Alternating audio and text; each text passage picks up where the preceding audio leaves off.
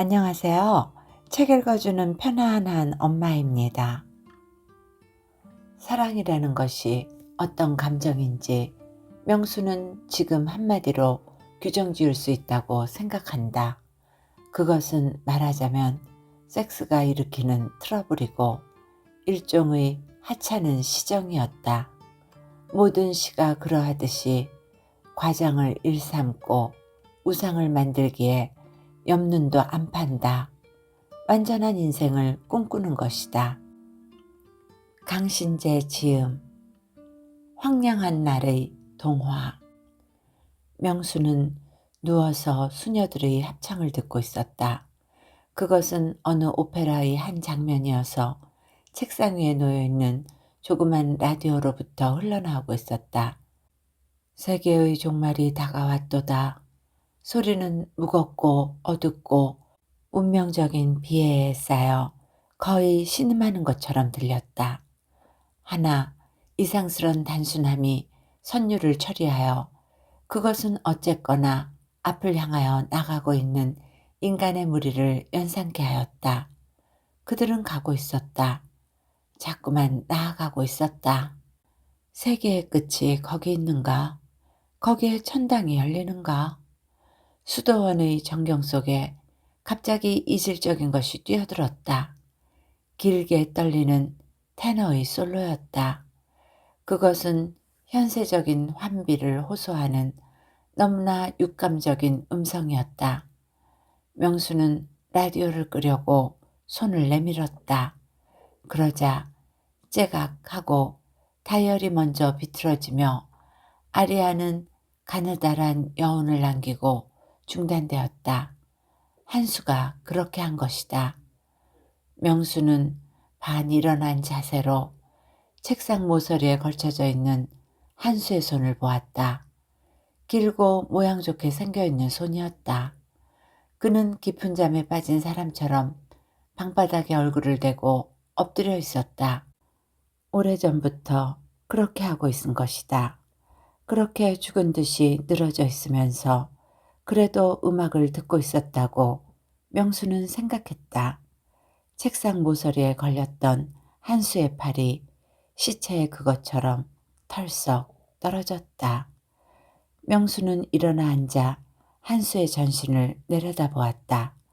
코코아색 반소매 셔츠를 입은 어깨는 벌어지고 넓적한 등은 남성다운 선을 부각하고 있었다.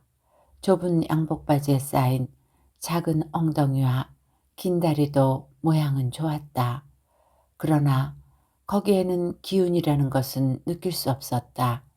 짧은 소매에서 내어민 팔뚝은 갈색을 하고 있었으나 마른 나무의 표면을 생각해 하는 건조한 빛이었다. 있는 것은 형태뿐이었다.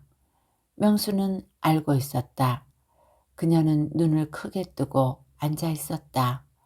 자기가 태어난 이 우주 속의 일점을 최초로 인식한 인간의 눈과 같이 그것은 매우 크게 벌어진 동공이었다. 한수의 등이 꿈틀하고 움직였다. 그와 함께 명순의 눈 속에도 동요가 있고 이번에는 조심스러운 빛을 담으며 그 꿈틀거린 부분에 고정되었다. 등이 그렇게 움직거린 의미를 헤아리기라도 하려는 듯 주의 깊은 태도였다. 그러나 한수는 다시 움직이지 않았다. 호흡을 따라 너부죽한 등판이 보일 듯 말 듯 오르내릴 뿐이었다. 명수는 무릎을 안고 벽에 기대었다. 옹색한 맞은편의 바람벽 위에 미로의 복제가 붙어있다. 여자의 동체에서 밤이 뿜어져 나왔는가. 달과 별 같은 것이 빙빙 돌고 있다. 문어 대가리 같은 또 우주인 같아 배는 기분 상한 붉은 덩어리, 해와 바닷말, 수치와 회한과 혼란과 모든 종류의 고뇌가 한꺼번에 폭발을 한 것 같은 색채와 모양이 거기 있었다. 그녀는 다시 수녀의 합창을 생각하였다. 검은 옷을 입고 들판을 그렇게 걸어가면 속이 후련해지는가? 모든 것을 버리고 가는 것이다. 들판 끝에는 무엇이 있을까? 과연 무언가가 있는 건가? 한수가 무엇라고 웅얼거렸다. 입술이 방바닥에 너무 가까이 대어져 있어 언뜻 알아듣기 어려운 말소리였다. 명수는 되묻지도 않고 기다렸다. 여보세요? 약 주세요. 안 계신가요? 약간 짜증을 낸 것 같은 여자의 목소리가 이번에는 바깥쪽에서 울렸다. 아까 한수는 누가 왔으니 나가보라고 하였던 모양이다. 명수는 가게로 나갔다. 잿빛 하늘 밑을 무리져가는 여자들의 환상은 아직도 그녀의 눈앞에 있었다. 그러나 한수의 귀가 또 예민해졌다는 생각도 한편으론 하고 있었다. 오간이 모두 둔해졌으면서 귀만은 어느 시기 날카롭게 살아나곤 하는 것이었다. APC 오어너치요. 네, 미제루다요. 수요가 적어도 괜찮으니까 미제를 줘요. 들으라고 먹는 약인데 그렇잖아요. 네. 명수는 스커트에서 열쇠를 내어 유리창을 열고 정제를 세웠다. 고맙습니다. 안녕히 가세요. 여자와 엇갈리며 모기장문을 밀치고 비대한 노녀가 들어섰다. 호르몬제를 사러 오는 노파였다. 노파가 질문을 할라치면 명수는 그렇게 강한 주사약을 자주 쓰지 않는 것이 좋으리라는 의견을 말할 밖에 없으나 노파는 그런 설명을 듣기 싫어했고 그래 요즘은 그저 화난 듯한 음성으로 불쑥 약명을 가리킬 뿐이었다. 명수는 약장 아래쪽 서랍을 열었다. 가게는 좁고 세모가 져 있어 돌아앉아 그런 동작을 하자면 편안찮았다. 그녀는 서랍에서 서너 권의 장부를 드러내고 그 밑에 숨겨둔 약상자를 꺼냈다. 수입 금지품이어서 감춰두어야 하는 것이었다. 비대한 부인은 호르몬 외의 영양제 2가지와 플라스마를 샀다. 자식도 영감도 없고 오직 자기 몸을 보호하기 위하여 살아있는 부인이었다. 많이 파슈. 안녕히 가세요. 방긋거리면서 순자가 와서 서 있었다. 잘 있었니? 서방님도 안녕하시고 테라마이신을 몇 알하고 찜질약을 줘. 큰 것이 또 헌데가 낫지 뭐니. 그리고 알코파를 2봉. 애들은 반 봉지씩 먹인다지. 그러니까 2애한테 누나 먹이고 하나는 애들 아버지 드리지. 3봉지 살까? 모두들 먹는 김에 나도 해치우게. 근데 요샌 온 집안 식구가 식욕이 없어서 요리를 만들어 더 수고야. 여름철일수록 축이 안 가도록 영양을 취해야만 하는 건데. 순자는 더더없이 열심한 생활인이었고 너무나 여자였고 거기다가 매우 행복하다고 생각하고 있기까지 하였다. 명수는 참으며 듣고 있었다. 순자의 요설은 명순에게는 통틀어 그저 무의미했던 것이다. 겨우 순자가 가버리자 명수는 얼른 방으로 가보았다. 방바닥에 길게 누웠던 한수는 거기 없었다. 날쌔게 몸을 놀려 또 무엇인가를 저질렀을지 몰랐다. 명수는 주방문을 열고 선반 위, 찬장 앞, 마루구석하고 순차례로 눈길을 달렸다. 한수는 물건을 잘 떨구었다. 요즘으로 아주 바보가 된 것처럼 조그만 속임수도 감쪽같이 해내지를 못하는 것이었다. 탈지면이나 작은 주사기 앰플의 껍데기 등을 명순의 눈에서 감춘다는 것이 전 신경을 집중하는 유일의 일이면서 줄곧 실수하여 꼬리를 잡히는 것이었다. 주방에는 그러나 이번에는 아무것도 떨어져 있지 않았다. 명수는 방으로 돌아와 미로의 컴포지션 뒤에 손을 넣었다. 모르핀을 감출 장소 때문에 한수는 있는 지혜를 다 짜내었다. 그래서 명수는 경대 서랍까지 쇠를 채워두는 것이다. 세면실에서 물소리가 나고 화장실에 갔던 한수가 돌아왔다. 무언가 매우 명랑한 낯빛을 하고 있다. 요 며칠간 주사를 끊는다고 서약을 지키느라고 그는 몹시 침울하고 기운이 없었던 것이다. 오늘 저녁은 거리에나 나가볼까? 당신 언젠가 영화 보았으면 했었지? 그는 고추 세운 두 무릎에서 손목을 느려 건들건들 흔들면서 말하였다. 발등에 부채살 같은 가는 뼈가 드러나 보였다. 복자, 수자와 쇼가 아주 인기라던데. 그런 소리를 한다. 명수는 움직이지 않는 눈동자를 그의 이마에 대었다. 복자, 수자와 그 일행의 쇼인가 하는 흥행은 몇 달이나 전의 것이었다. 그 광고가 난 신문지를 무엇인가 사용했던 기억이 있었다. 그랬다. 화장실에 가는 좁은 복도의 벽이 떨어져 내린 곳을 그것으로 발라두었었다. 신문지는 지금도 그 자리에 붙어 있을 것이다. 앞을 지나칠 적마다 여자들의 사진과 광고문이 눈에 띄었다. 오늘 저녁 그걸 보러 가잔다. 한수는 그저 입에서 나오는 대로 짓거리고 있는데 불과하였다. 명수는 복도로 나갔다. 한수는 구석에 있는 고장난 선풍기를 만지작거리기 시작했다. 가끔 그 손이 멈춰지고 불안스런 눈이 명순의 사라진 쪽에 쏠려진다. 명수는 엷은 갈색의 앰플 꼭지를 들고 돌아왔다. 또 시작을 했어. 비굴한 눈초리를 지으며 고개를 비꼬는 양을 지켜보았다. 선풍기가 덜덜거리고 돌기 시작하여 좁은 방 안의 더운 공기를 휘저어대었다. 아냐. 한수가 갑자기 지껄거렸다. 공연은 지레짐작을 말어. 절대로 또 시작한 건 아냐. 내 몸을 뒤져봐. 맹세하지. 두 팔을 들어 보이며 어리석은 얼굴을 한다. 내가 또 그 짓을 했다면? 그렇다면 사람 아니게? 그렇다면 약을 또 숨겨 가졌을 것 아냐? 명수는 아무 말도 안 하였다. 한수가 대학에서 늘 최고 득점을 하던 우수한 학생이었다는 생각을 하고 있었다. 또 한수는 플루트를 불었었다. 선풍기가 멎었다. 소리도 죽었다. 바람 한 점 없는 날은 저물려 하고 있었다. 불붙는 듯한 하늘의 빛이 작은 창들을 꽉 메우고 있었다. 금단 증상의 고비를 넘기고 나면 한수는 매우 잔인하였다. 심부름하는 계집아이를 회초리로 때렸다. 명순이는 계집아이를 보내주었던 고모의 집에 사과하러 갔다.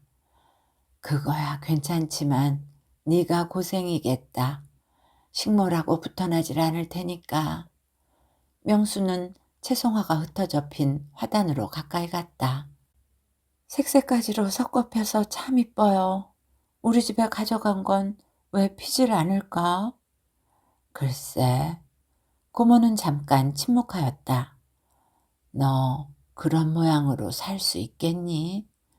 어떻게 여기쯤에서 결단을 내리면 어떻겠느냐. 명수는 그저 조금 웃어 보였다. 흰나비가 화변 위에서 나래를 접었다 폈다 하고 커다란 모기가 날아갔다. 날개와 긴 다리가 금빛으로 반짝였다. 명수는 눈을 가늘게 뜨고 날아가는 벌레를 보고 있었다. 고모는 또 입을 열었다. 옥색물을 들인 모시치마를 입고 옥비녀를 찌른 그녀는 어울리지 않는 말을 입에 담았다. 네가 그 사람을 사랑하고 있는 기분을 나도 짐작은 한다.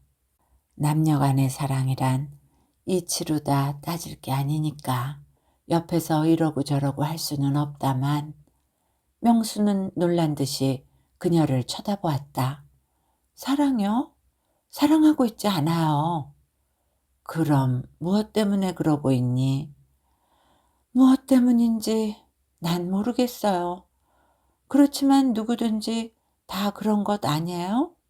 고모도 왜 살고 있는지 모르시는 거예요.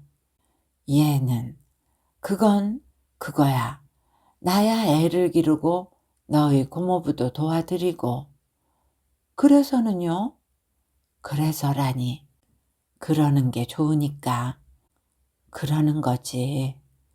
좋아도 그러고 안 좋아도 그러는 거예요. 명수는 무표정하게 단언하였다. 그리고 또 채송화를 내려다보았다. 겹이 돼서 이렇게 보기 좋아요. 들어가자. 들어가 저녁이나 먹자.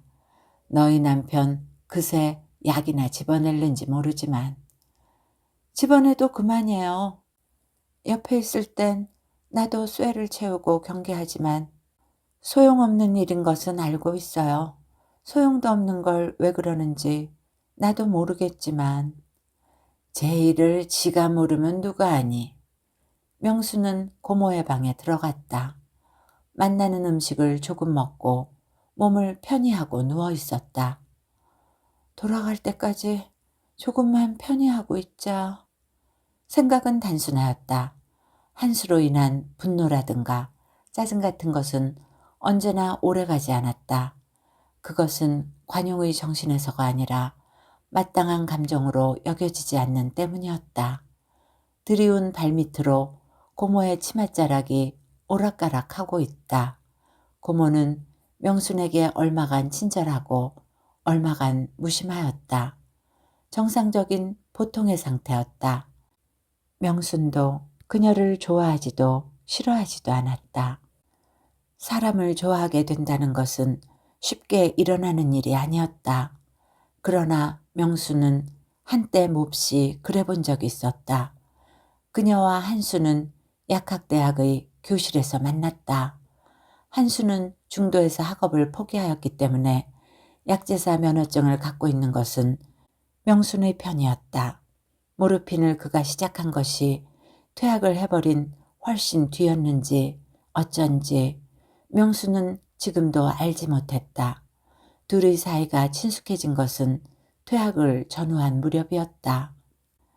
명순 편에서 적극적으로 접근하여 갔다고 할 수 있었다.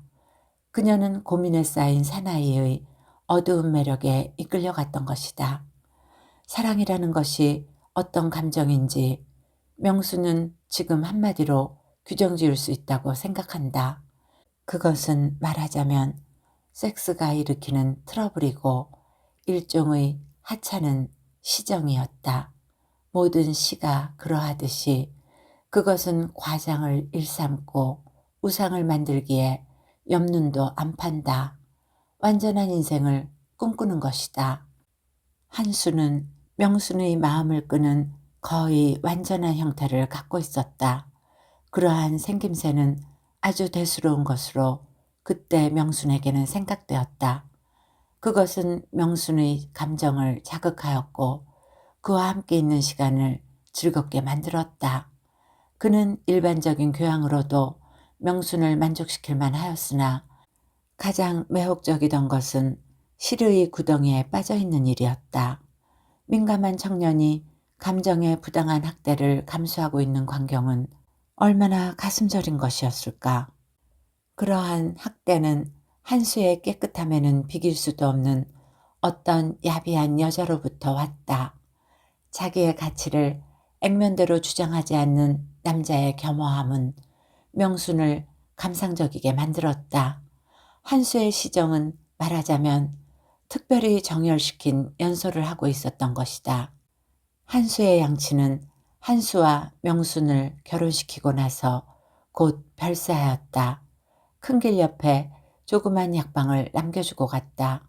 그리고 한수는 아편 중독자였다. 고모, 이젠 가겠어요. 명수는 고모의 집을 나와 어둑어둑한 거리를 걸어갔다. 바다 쪽에서 눅진한 바람이 불어왔다. 그녀는 버스를 기다리며 서 있었다. 맞은편 언덕 위에 거대한 플라타너스가 여러 그루 몰려선 것이 눈에 띄인다.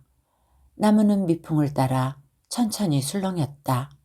잎새가 팔랑거리고 검고 굵은 줄기는 미미하게 그러나 뱀처럼 연하게 꿈틀거리며 움직였다. 나무는 꼭 살아있는 것 같았다. 무언가를 얘기하고 있는 것 같았다.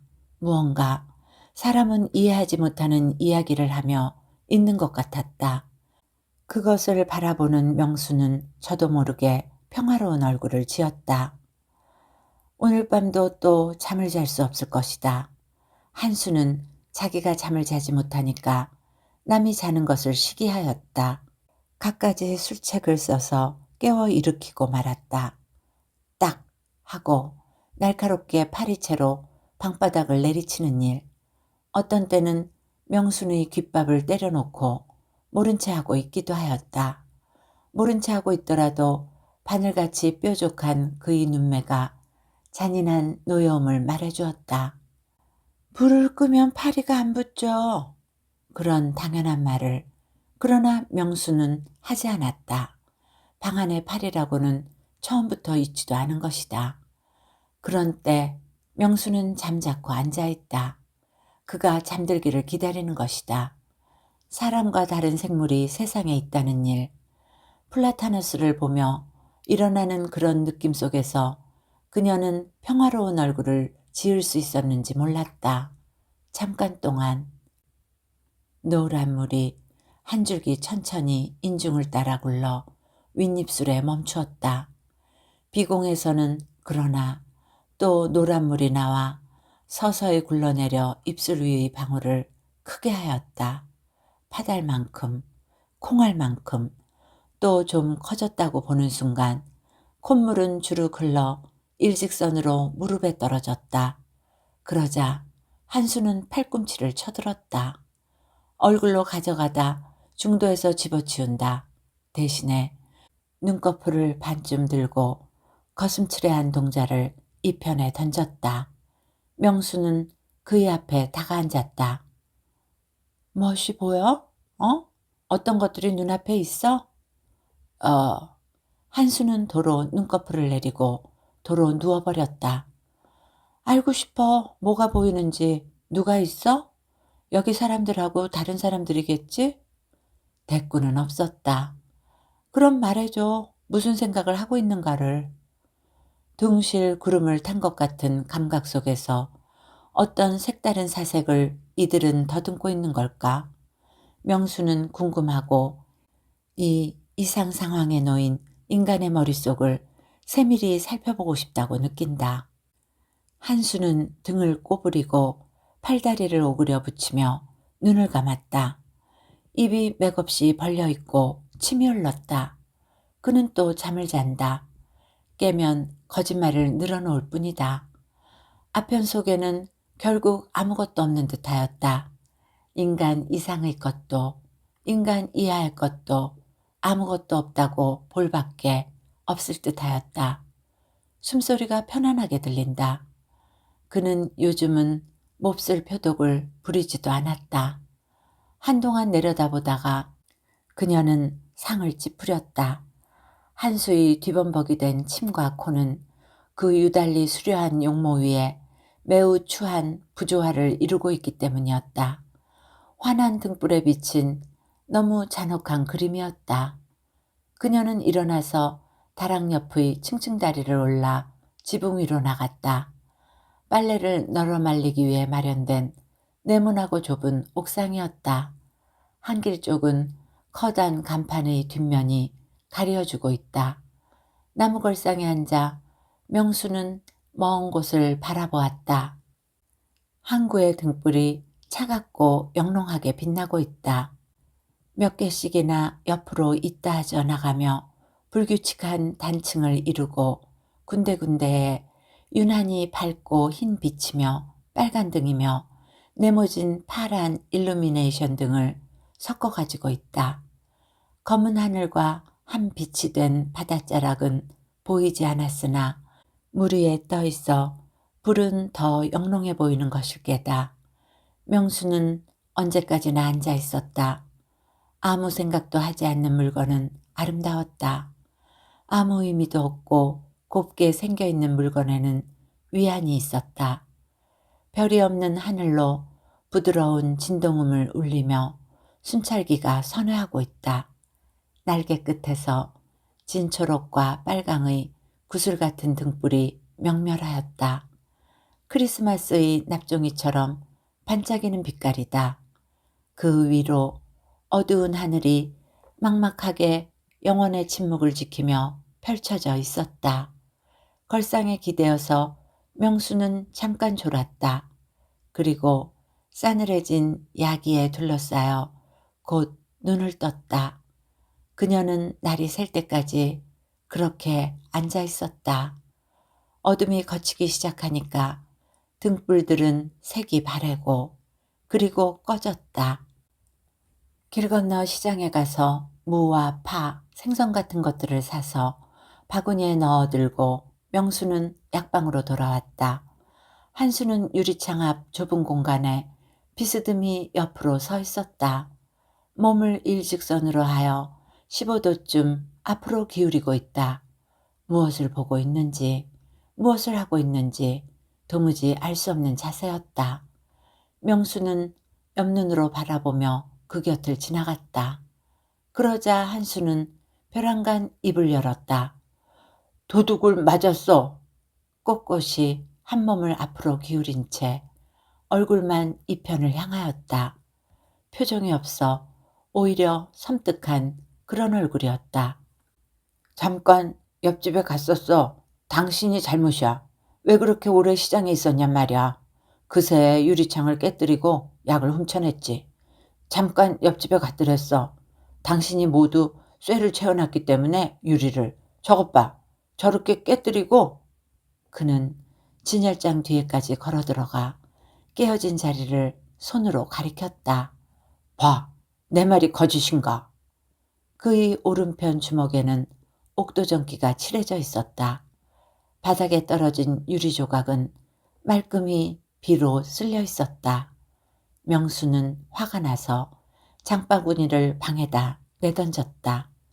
그리고 수영복을 꺼내들고 밖으로 나왔다. 한수가 모르핀을 했다가 죽을 고생을 하며 끊었다가 또 져서 다시 시작했다가 하는 되풀이가 그녀에겐 번거롭다.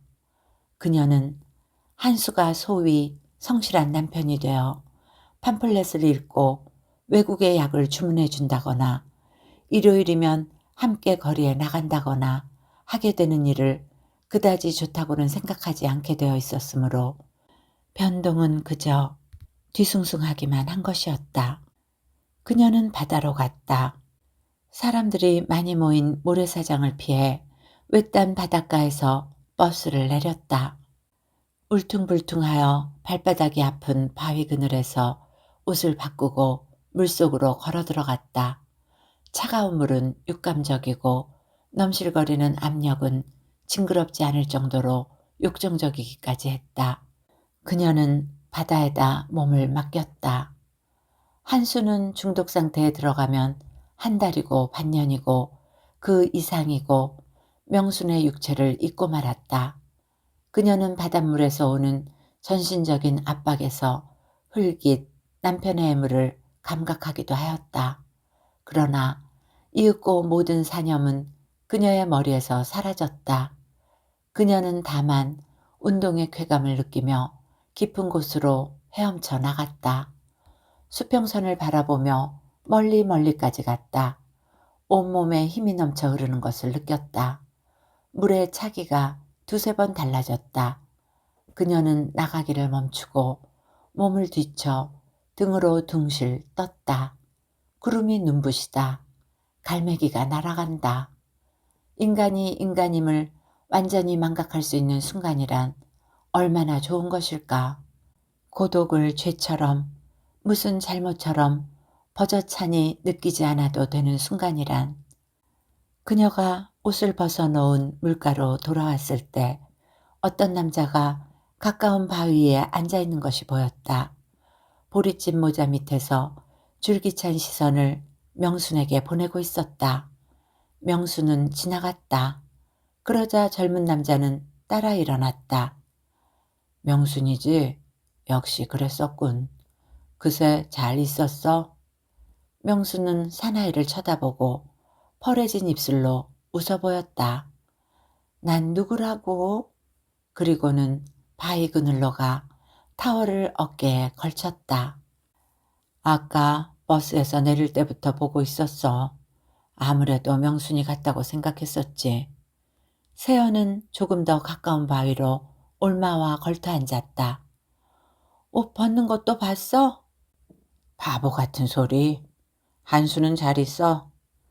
이것은 좀 특이하게 들리는 어조였다. 그는, 아니 그들 동창생은 아마 누구나 다 한수의 상태를 알고 있는 것이다.